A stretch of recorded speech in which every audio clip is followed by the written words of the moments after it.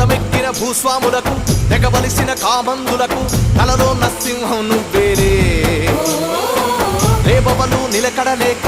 రెక్కల్ని ముక్కలు చేసే నిరుపేదల ధైర్యం నువ్వయ్యా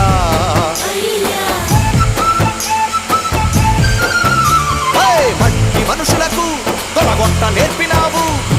నోరు లేని మూగ జీవులకు నాలుగైతివా తండ్రి తెల్లవారి